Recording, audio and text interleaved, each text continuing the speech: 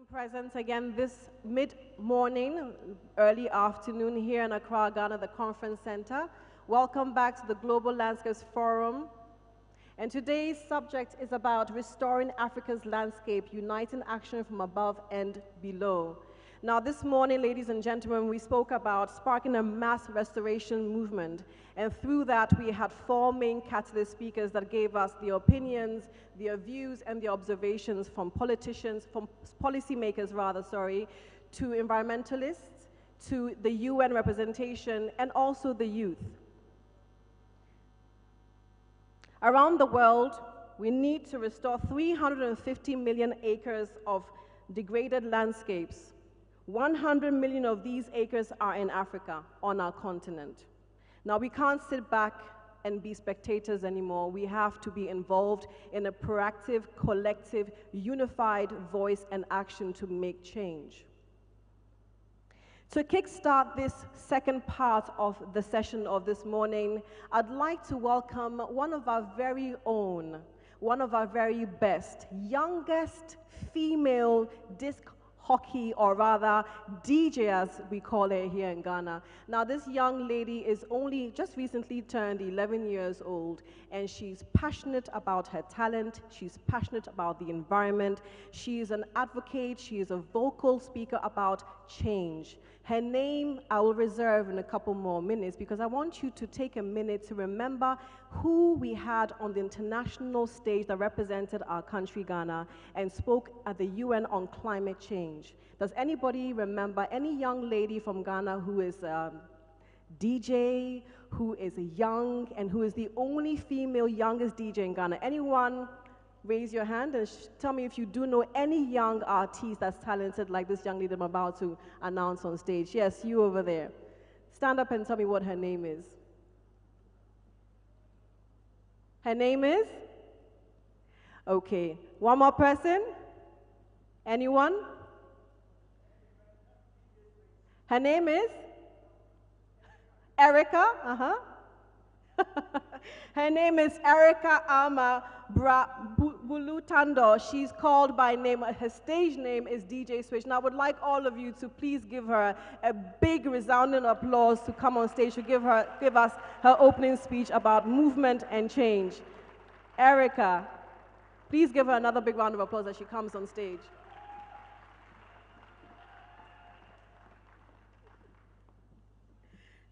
Erica, it's all yours.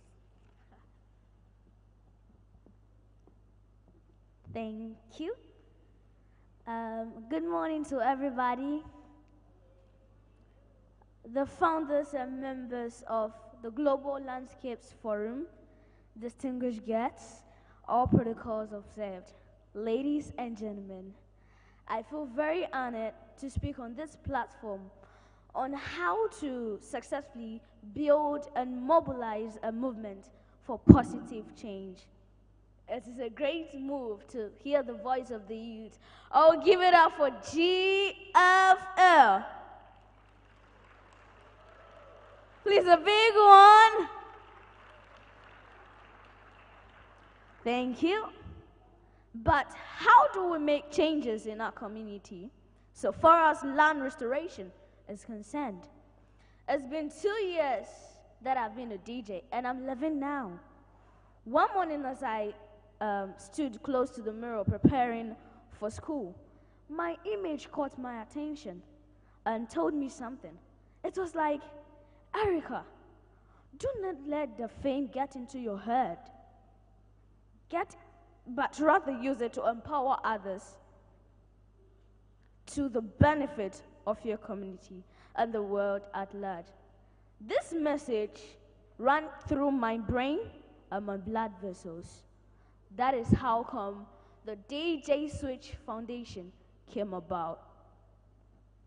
And my foundation is aimed at promoting quality education, good health and well-being, and also gender equality of the SDGs goals to create a positive change.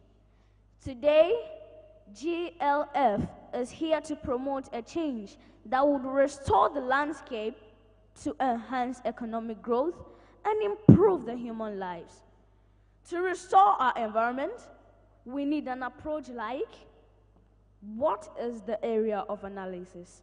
Have you asked yourself this question? Where can forests potentially grow? Where are forests growing today? Where has forest been lost? What are the human factor or pressure or activities contributing to degradation? Where are the opportunities to restoration? Who is making the assessment on landscape restoration, etc.? That's the reason why we have awards on landscape restoration influences. This approach requires all stakeholders, including you and I, to play a conscientious effort for a positive change. The government to control the land by funding and developing some project goals involving our local communities, communication and participation of both gender commitment by changing the perception of gender issues. Equal voice of women and men would rather influence in strategic decisions related for substantive and land restoration. Let me make this analysis very well. We want to restore land, right? We want to restore land, right? Trees also form the 80 to 90% of our land, right? And they germinate through fertilization, right? Good. Now, what is pollination? As we all know, pollination is the transfer of pollen grains from the anther, which is the male part of a flower or a plant, to the stigma, which is also the female part of the same plant or another plant of the same species, right? So you see, the voice of a woman is as powerful catalyst needed for this change. We need to be empowered.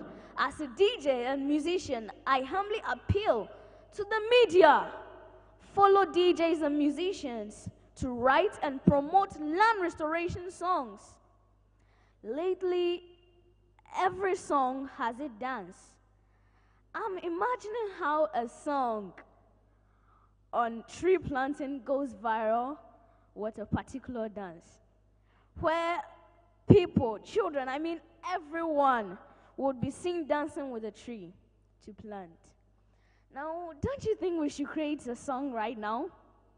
Don't you think so? Okay, so I have something in mind. I have a tree here, and I want to plant it.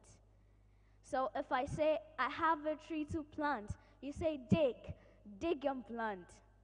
Please, have we gotten that? I have a tree to plant. Please, can we go like this? I have a tree to plant. I have a tree to plant. Oh, switch. I have a tree to plant. Oh, please give yourself a round of applause. GLF, maybe we can do something. Yes, we can. I would be ready to make this change. Just let's find a musician who also influential. We can collaborate, and then, pa, there it is. And please, can we do this song? As research indicates that a large group of people in a choir experience a faster rate in social closeness after singing than a smaller group or a soloist. Please, can we do this song? I know we have Ghanaians here. Let's do this song. Momento Ghana maya wara wodio. Momento menkase wonfahu. Oh, momento Ghana maya wara wodio. Jino mai menkase wonfahu. Moma yenyi nambom yemfa kroye Krasyaneyo Tikonkwejina Moma Yeni Nansum Yanfa Kroye Diakoyeneyo Tikonkwejina. So you see, a tree cannot make a forest, but many trees. That's the reason why, ladies and gentlemen, I would end this by saying, one voice, one song to restore our land. Long live Africa, long live Ghana, and beyond. Thank you. Erica. Now, I'd like to say this. The first time I met this young lady was at an event a couple of weeks ago for the FAO, which is one of the funding partners for this event this morning. And I was absolutely floored by not just her performance, but by her speech. Now, I'm sure most of you know Greta Thunberg, who again is a climate action activist.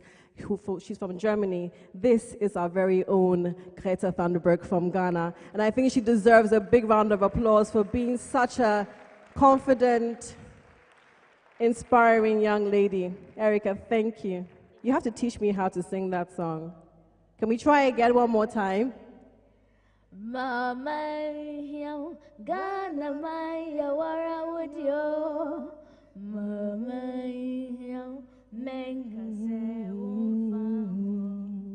Thank you so very much. I couldn't sing it, but I'm sure you could feel the emotion in her voice. Can we please give her one big round of applause? Thank you, sweetheart. Please come and join me.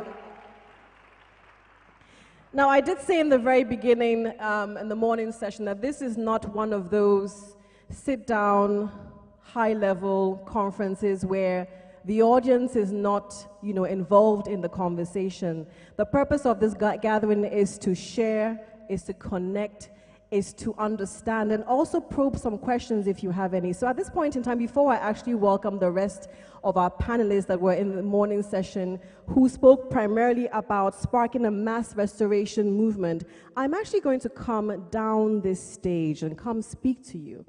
So I have a couple of questions, because I feel that most of us have heard about mass restoration, but some of us have some questions about the subject at hand. So if you have any questions about what is really the meaning of mass restoration or landscape restoration, please raise up your hand.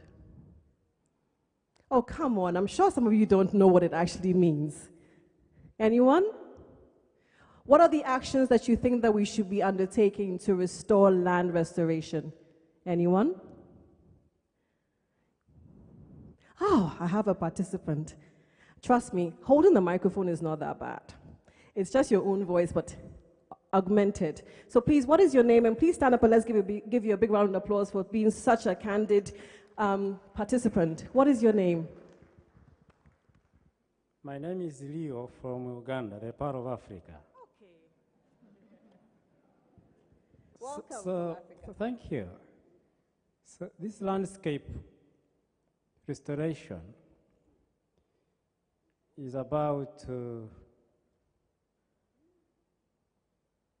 bringing back what was lost in our land, what man has destroyed. Our actions have destroyed the land and what the land contained. The forests are not there, the water is not there. If it is there, it is polluted. The land is not productive. Man is the problem. He has destroyed it. He has a duty to reverse what he has been doing. So we must restore the land at all levels. So we must wake up now. So that is what we are doing. Our actions destroyed the land, destroyed nature. So the same actions, if reversed, are the actions to restore the land. So that when we are gone, God will be happy with us. That was extremely deep, passionate, and true. And I think that's one of the reasons why we're here. One of the many reasons why we're here is about waking up about what we're doing to this future generation here. In about 100 years, I will not be here. I don't plan to be here for another 100 years. But if God, obviously gives me the chance to be as healthy as this young lady over here, I would love to be 144. However, like Mr. Leo from Uganda mentioned, we are the main cause. We are our own enemy about what we're doing on the planet. So I'd like to ask two more questions. What is your take on what we should be doing in restoring what we have destroyed? My name is Desmond. I'm from Ghana. I think that we have to connect policies with actions. We have to be able to, whatever we say we want to do, we should be committed and we should take action to do it. We have to identify who is doing what and what kind of collaboration or what kind of help this person needs. Sometimes I think we already have everything, but failure to connect all these solutions drag us behind. And first, we have to stop the destruction.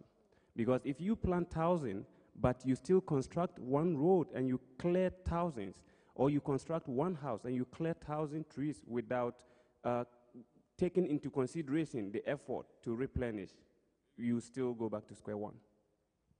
Can we give him a big round of applause for that contribution? I think what he's saying is absolutely real, and it's a common denominator, it's a common thing that we all share. So please feel free to make your comments at this point, because this is about sharing, about connecting, and also I see I have more participation. I like that. This is what this is all about. We're not just here to listen, we're here to share. So sir, what would you like to say? You are Mr.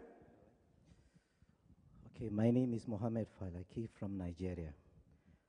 I agree with my brother here about trying as much as possible to look at policies and what have you. But generally, the underlying factor is land ownership. Because if you destroy a land of whatever kind, if you have that sense of ownership that I own this land or I have a stake in it, it will limit the level of destruction, because many that destroy land in terms of the deforestation and what have you don't have that moral bond that, look, you know what, I have a stake in this land. It can be in terms of the government policies that are in place. In many parts of the world, parts of Africa, you find that government owns land. So nobody cares. Since the government owns land, we destroy it, they will restore it.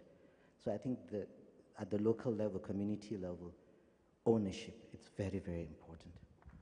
Thank you very much. Now, usually these type of forums are the format that I was supposed to stick to. But the reason why I decided to come off that stage and speak to you is because I realized that every single person here that has made the time to be present and who was on time have valid opinions and contributions to make. So I will proceed to take two more questions or comments, and then I would, oh, I'm actually allowed to speak some more. Fantastic. So I can ask some more questions? Just one more question. So I really wish I could give you more time. But just one more contribution, please, and then I will have to continue and stick to script. So can I have one more comment? I'm not being biased, so I'm not looking for my Ghanaian people alone. No, please, I don't even know, because we're... So I want more votes. Should I take this question over here? Yes, no? Yes, no? Yes, no? Okay, all right, so gender equality here. Oh, okay, so there's no gender balance. Too many men. So one woman, equal. I'm sorry, one woman. So don't worry, after we go back on stage, I will come down with a microphone, so if you have any comments, you can participate. So, milady, the task is on you to make a comment that will get people to applaud. What is your name and what is your contribution, darling? My name is Gloria Kukurije Adeiga, and I'm a Ghanaian. My contribution is that we need to involve women in land restoration, by involving women, we have to actively engage them so that their needs and priorities of the land are reflected in land restoration interventions. Thank you, my darling. I think that all our participants and all the, I'm so sorry, speakers that have given us their contribution are well taken. I think that the members from GLF have taken notes, and all your comments will be observed. At this point in time, ladies and gentlemen, I will have to make a very special announcement, and for that I'm going to go on stage and indulge your attention.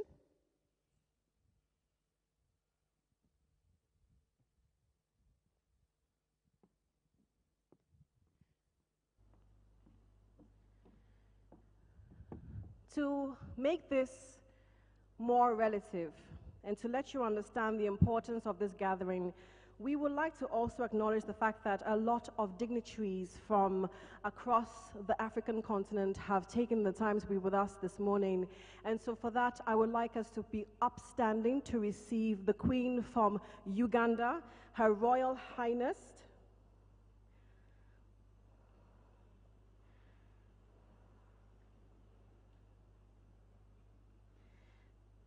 Sylvia Naginda Nambagireka, I'm so sorry, Queen of Buganda, Kingdom of Buganda in Uganda. Can we please give her a big round of applause as she enters the auditorium, please? She has already seated. Thank you, ma'am. Thank you so very much for honoring this event and for being with us this morning. We are truly privileged and honored to have your presence. Thank you. So as I mentioned earlier on, I wasn't supposed to stick to script, but I was reminded that time is of the essence, and so we will have to continue according to format. And as I was saying earlier before I came amongst you, was that we will be speaking to the first session plenary catalyst speakers that we had this morning, who spoke to us about sparking a mass restoration movement. And for that, I'd like to re-invite on stage my former speakers from this morning, starting with none other than our first speaker of the morning, Nana Ama Yira. Please come on stage and kindly give us your views of this morning's session.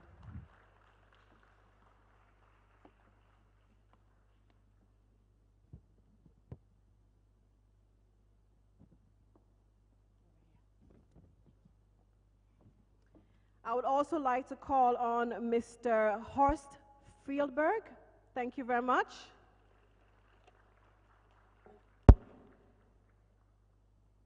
I'd like to also call on Silham Idrissi.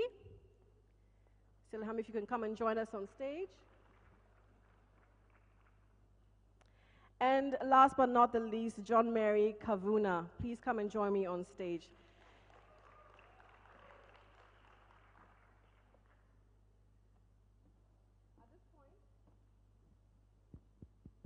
At this point, this is where we get interactive, because I'll be asking some questions about what transpired in the morning session. So for our technical crew who have the microphones with them, or our ushers, could you kindly bring a few more microphones onto the stage so we can have an interactive discussion?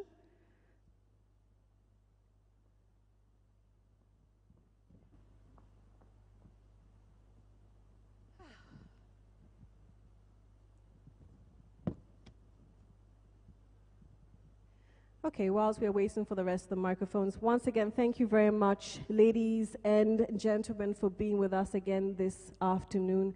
I know most of you went into your breakout sessions at some point, and you all had different discussions that you had with groups in the morning. I would like for you to give us a summary of some of the points that you discussed, as well as some of your observations that you've made. And I'd like us to kindly keep your comments to a minimum of about 3 to 5 minutes maximum. I'd like to start from my extreme left, and that will be from you, Nanama. Please give us your views and your observations from this morning's session. Thank you very much once again. And yes, so we had a very interactive session. We had a group of people from different backgrounds who joined the group discussions to look at the rights. So once we started the conversation, you could see that everybody understood that discussing or looking into the issues of rights was fundamental to the landscape restoration agenda.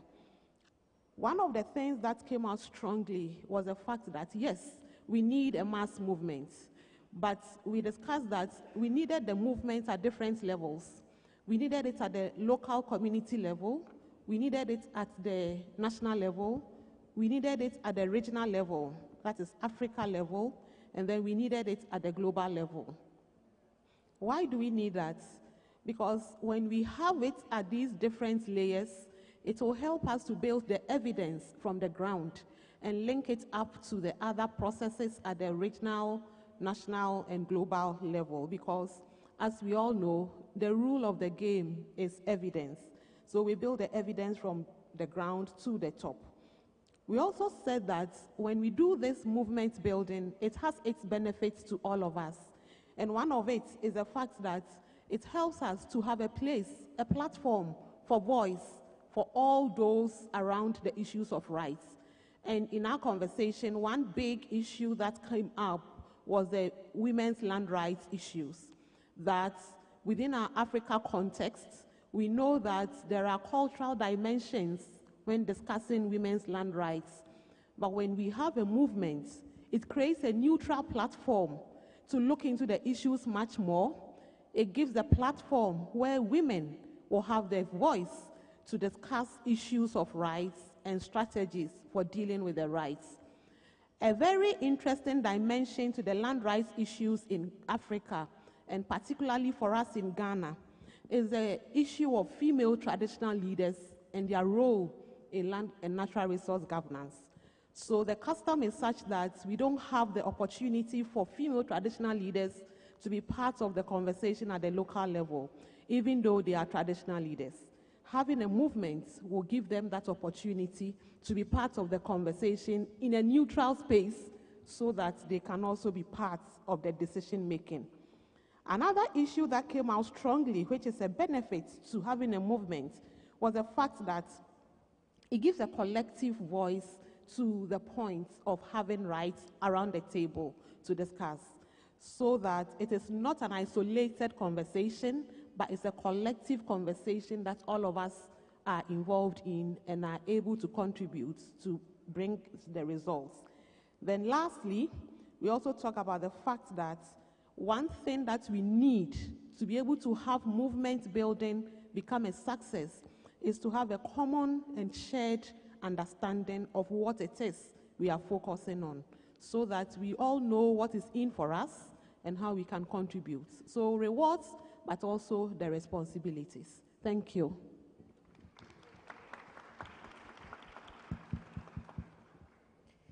I believe it's about communication, it's about interaction, participation, engagement, but how to get people engaged, how to get things, because we used postcards with different pictures, images, and everybody had to select one card and had to say, express in his table, what is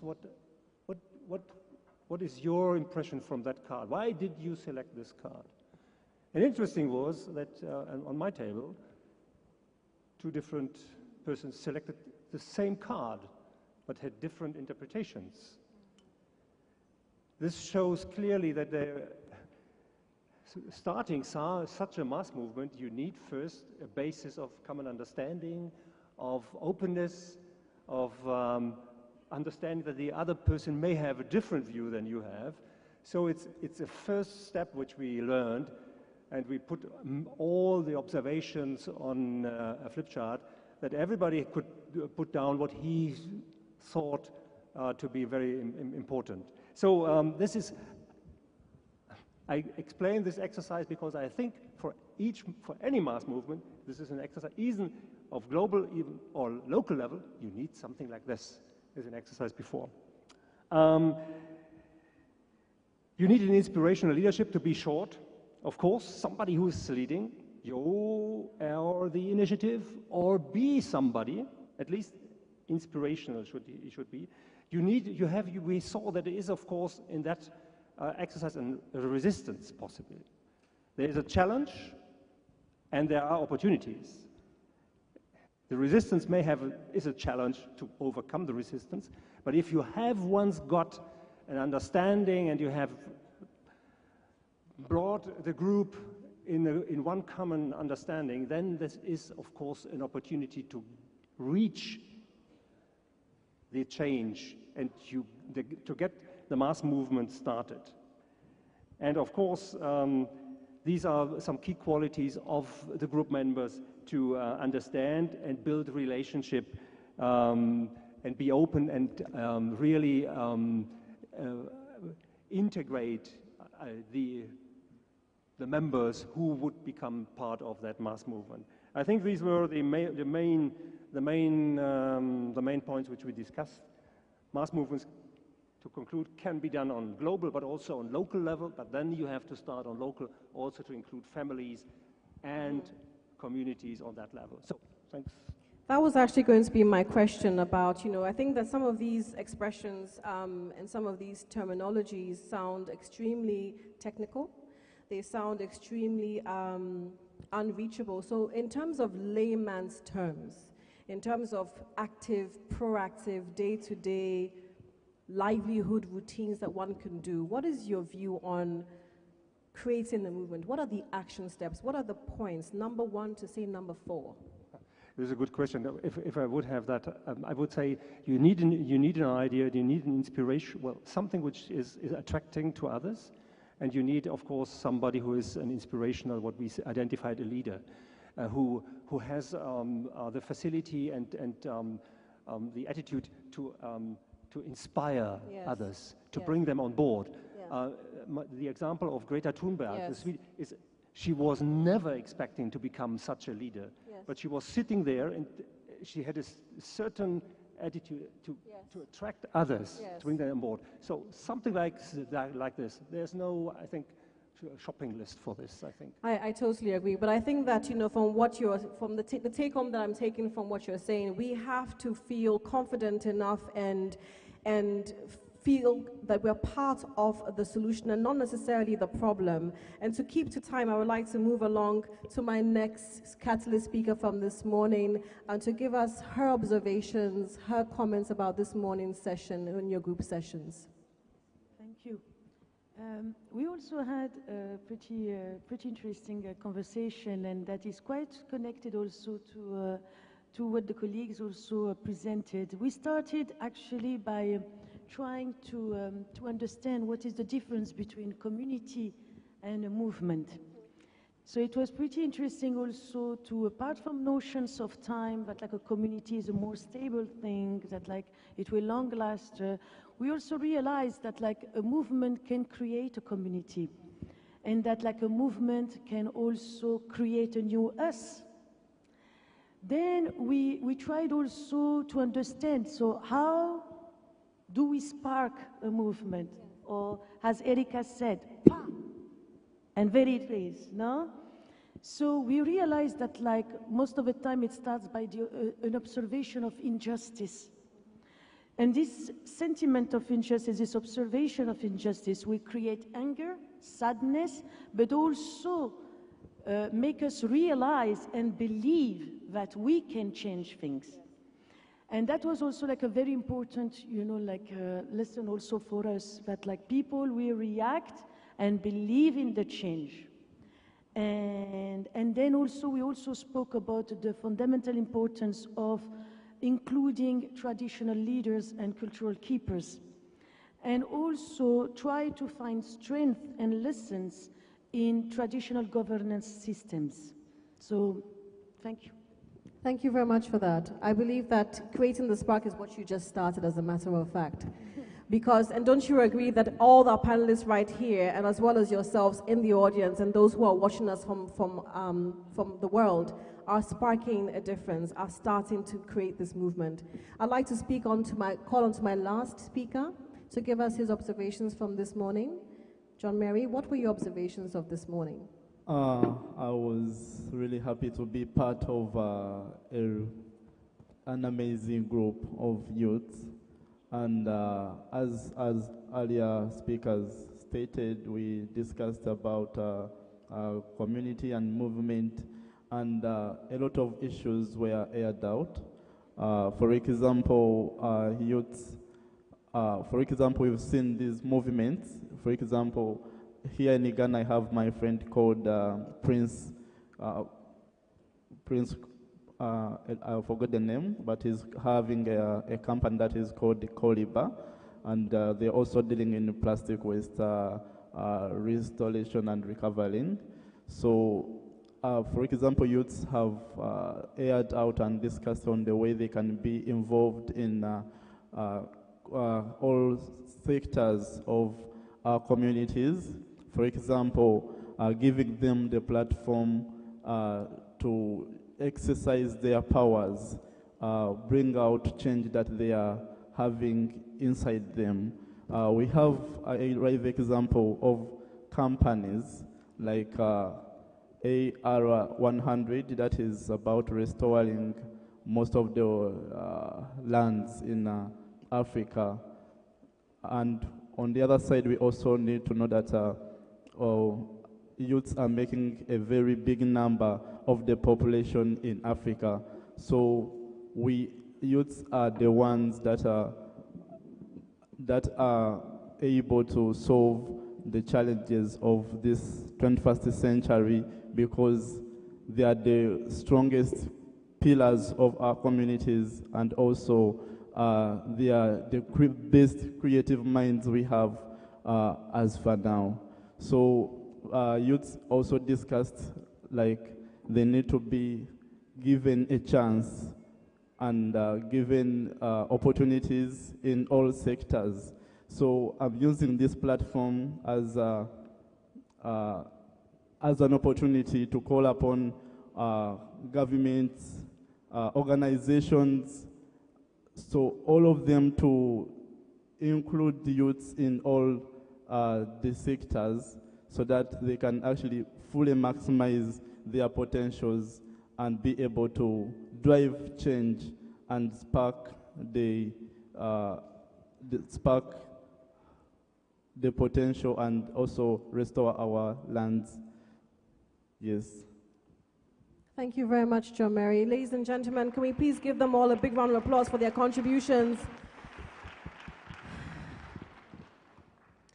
Like Siram said, I mean, sparking the movement is not just above the line or, a high-level involvement. It involves everyone. It involves myself, yourself. If you have an idea about making a change, about how you can preserve the environment, about how you can restore your land, how you can be an opinion leader, don't be shy, because your voice is your solution. And so I think that, all of us here today can make contributions in making our world a better place tomorrow, for sure. So thank you very much for giving us your attention, and thank you very much for giving us your summary of your findings and your comments and your observation from this morning's session.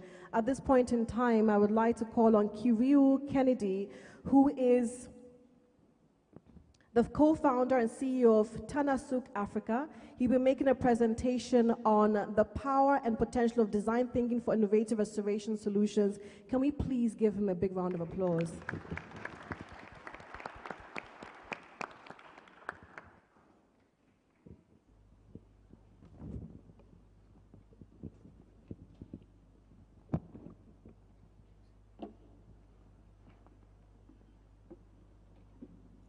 Good afternoon.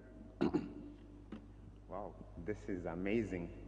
I feel really unqualified to be here, but when you're called, you hit the call. Thank you so much for the invite. So, as she mentioned, my name is Kennedy Kirui. I'm based in Nairobi, Kenya, and I run a consulting company, and basically what we do is we work with organizations who are looking to build more impactful products for markets in Africa and build better companies. And the thinking behind it is, for a very long time, we've been looking at the idea of inspiration coming from the top and people who are running companies and managing things, knowing everything, and never really thinking about the people that we build for. So I'm going to briefly talk to you about what we do and how it works, and then now the community element that we have. Okay, yeah. So as I mentioned, the first part is more to do with my company, but the other interesting bit is a while ago we decided to start a design thinking community in Nairobi, and the reason behind it was to just bring more people together who share something similar and learn from each other. I'll expand a bit more on that. So the first thing, we talk a lot about terminologies and so many different things, but when it comes down to it, it's very, very simple. So I'll just go ahead and explain a bit more about design thinking and why it matters. And to do that, I'll use a case study from some of the work that we're doing.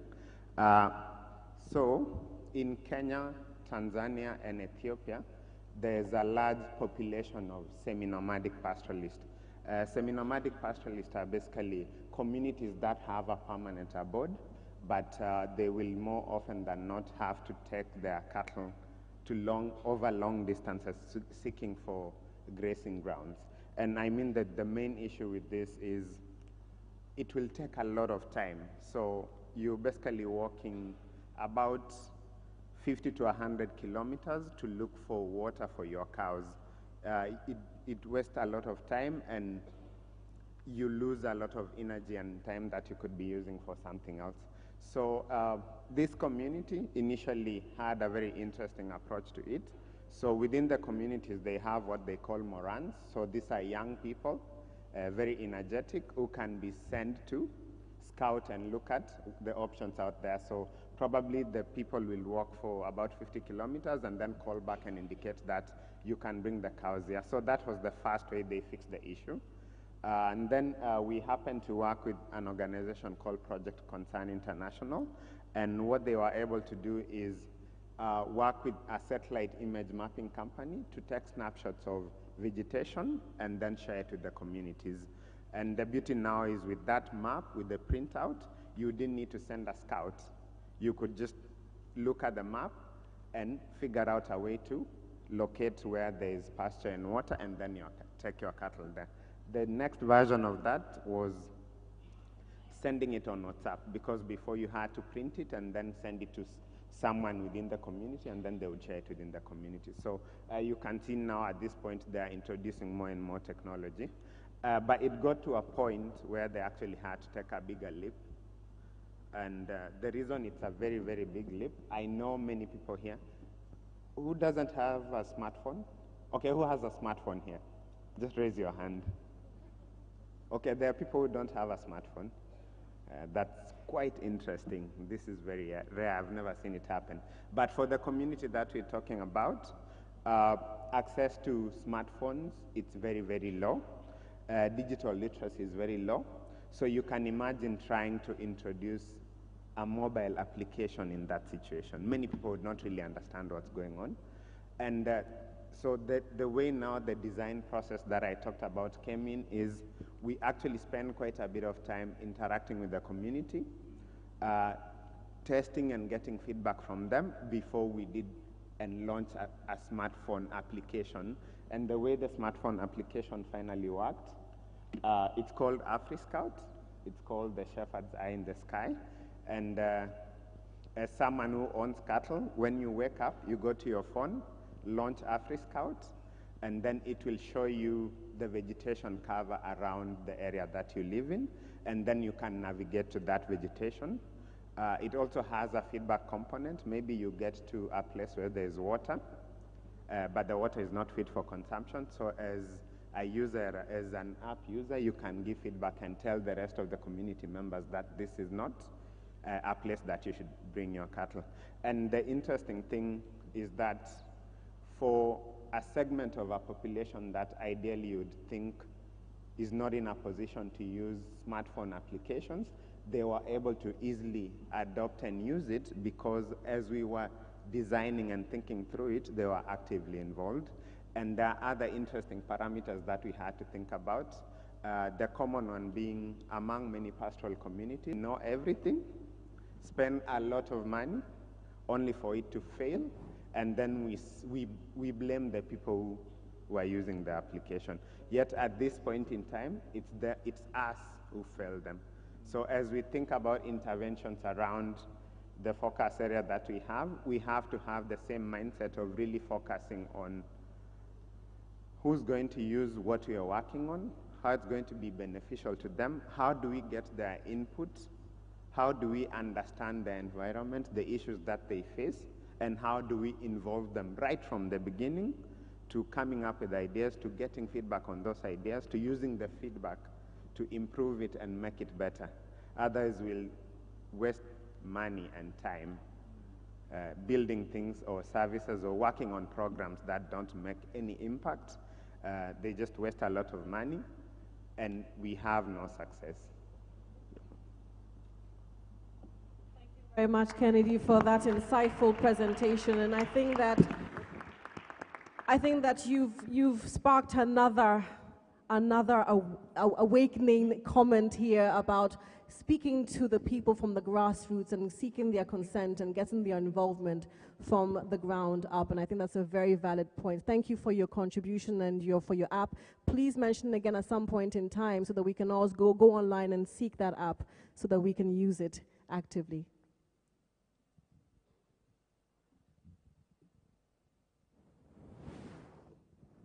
Thank you very much once again. At this point in time, I would like to call our very last speaker for this particular session.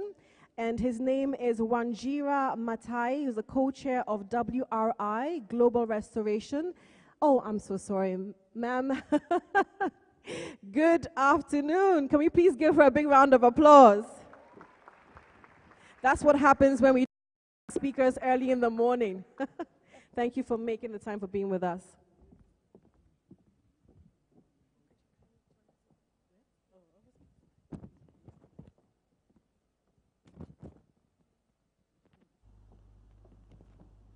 Sometimes I wish I was a he. We prefer you to be a she. You're beautiful. Thank you, and thank you for the opportunity to share just a few thoughts about movement building and what I think are some of the most urgent things that we need to do. Extremely inspired by DJ Switch. I think, quite frankly, that is the future, and that is the movement that we are trying to build. And if we don't bring the innovation and the wisdom that that generation represents, then this movement will not thrive. And that really has been, for me, the big takeaway from the African AFR 100 summit that is actually going on right next door. We've been talking about what it takes for the continent of Africa, for our continent, to mobilize for a restoration movement. We have 10 years to deliver on AFR 100, on the commitments for restoring 100 million hectares on our continent by 2030. That we must do, but we cannot do that if we don't include youth. And this has been an important critical awakening for all of us. I don't know how many of you know that by 2050, 50% of the African continent will be under the age of 25. Imagine that. Under the age of 25. That's a demographic we cannot afford to ignore. We also know that for many countries today, my own country, Kenya, 80% of the population is under the age of 35. So youth are indeed in the driving seat, whether we bring them into the center of the rooms or not. They are a critical component of the movement. New idea, intentional, and it has to be well resourced. We have got to mobilize whatever financial resources we can. Powerful speech. Thank you so very much. Please join us at the far end over there. Thank you once again. And as most of our speakers have said here this early afternoon, this is about really making change, and not, as you said just now, about making it cosmetic and aesthetic. It's about waking up and shaking up and putting action steps into effect, because it's time that we really did.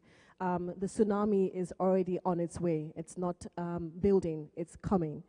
So at this point in time, I'd like all of you to give me your views on what it really takes to create a mass restoration movement. I'd like us to preserve that observation to a minimum of about 3 minutes, before we actually move on to the final part of this session. I'd like to start off with you at the far end. Thank you very much for giving us 3 minutes worth of your contribution on really making that movement. What does it take to create a movement? I think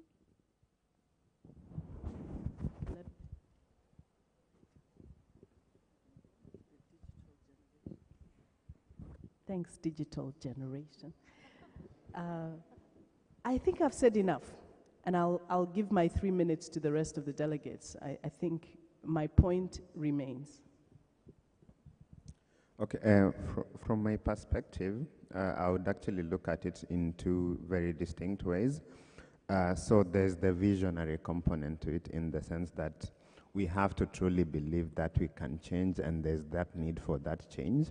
So from all the way the policy perspective, how we communicate and how we mobilize people, it's important that we all collaborate and get that buy-in and get those visionary leaders that can help us create that movement. But on the other distinct opposite of it, it's very easy for people to wait for a visionary to do something, yet individually and within our small communities we can do a lot. And the beauty with doing things local is you really think about the environment and the situation that you're in as you come up with those specific solutions that work in your community.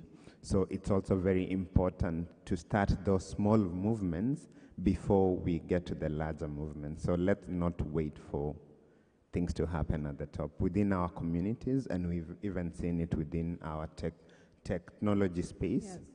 You don't wait for Silicon Valley to do everything. You can actually create world-changing solutions and ideas within small communities. Just as we're doing here this morning and to this afternoon, creating change and making a change from the grassroots up. What is your comment and your observation about creating the movement, John Mary? Thank you so much for the opportunity. So, this can be a personal example. For example, using my personal background and my own tragedies to drive change in the community.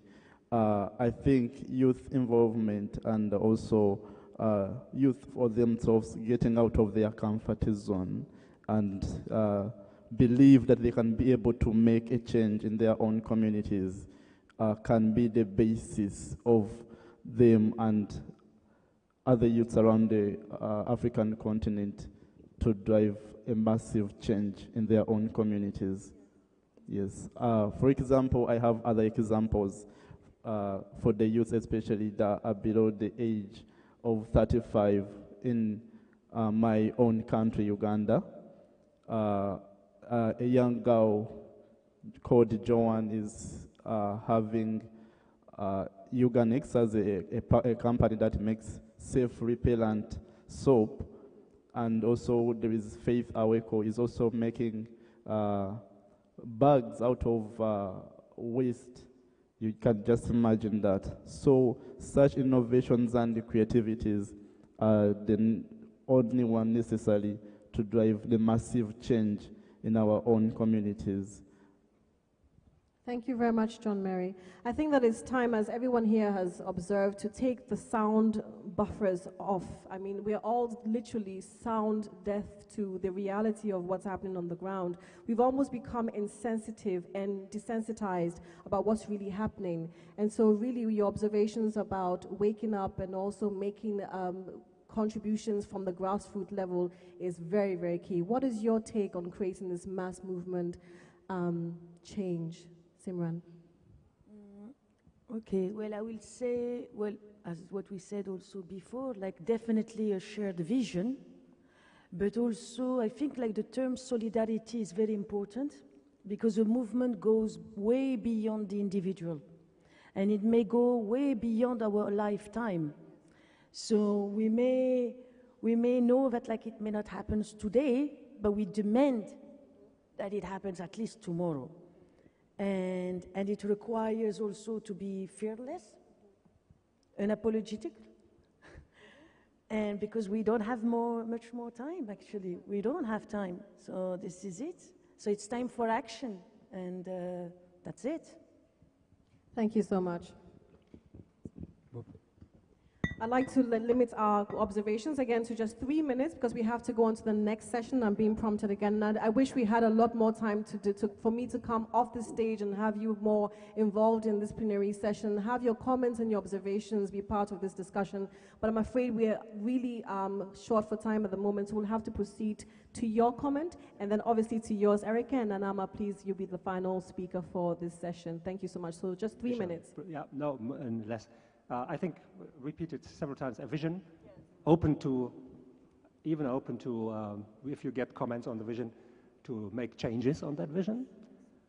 I think inspiration and partners, like-minded partners, who possibly and potentially are part of other networks to spread this movement, this idea. So a movement can only be done with a partnering structure, networking, and spreading that movement and that mass movement then into other networks supporting then your ideas. Thank you very much. Erica, what is your opinion about creating a mass movement to restore our landscapes and also to change what's happening on the planet at the moment? Okay, so what I think about creating a movement, not only to restore our landscapes, as first of all, you need to know the purpose of creating that movement, what you want to achieve in creating the movement. That's your goal. Yes. So in restoring our landscapes, what movement do you think you can create to change that? What do you think this kind of movement is what will maybe prevent people from deforesting our forests? That's a movement that you have taken as part, as what you're doing to help restore our landscapes. Thank you very much, Erica. Nanama? Yeah, thank you very much. So similar to what Erica said, I think one of the critical things we need to look at in building a movement is to try to define the problem that we want to solve together. Because many a time we rally around issues, issues that we are interested in, issues that we think we can contribute to solving. So it's important to define that problem, define it so clearly, and ensure that we all share in that passion of solving that problem. And together we have the solution strategy so that it gives clarity to all of us what it is we are focusing on, what outcomes we are expecting to achieve, and how we are associated with that outcome. If that is clear, it helps. It's also important to have leadership, passionate leadership. And this came up in our group discussion, that yes, we need the people around the table, we need the people around the communities, we need to be together to get the movement going. But it succeeds when there is passionate leadership. So leadership that is able to play significant roles to get all of us rallied together to move on. It's important. But also partnerships. And partnerships both in terms of corporates, in terms of individuals. Because as we build a movement, we do it ourselves, but we do not have to do it alone. So we do it ourselves by building the movement, sparking it, but we want to identify other actors so that we work together with them as partners, as collaborators, so that we can really take the movement off the ground. And one last thing I want to add is that whilst we are talking about all these ideas, we should remember that we don't have to get it all right before we start. We just have to take off. And once we have all these ideas clear in mind, we keep refining it as we go along. By that, we will see some successes along the way. We celebrate those successes, and we get motivated to move on and on and on. Thank you. Thank you very much. My fellow speakers, catalyst speakers from this morning, my new speaker that came to join us from our session this afternoon. I'd like to say a big thank you to all of you for your comments and your observations. And to you, the audience, thank you so very much for your participation. At this point in time, let's please give them a big round of applause for being part of this session. Thank you very much.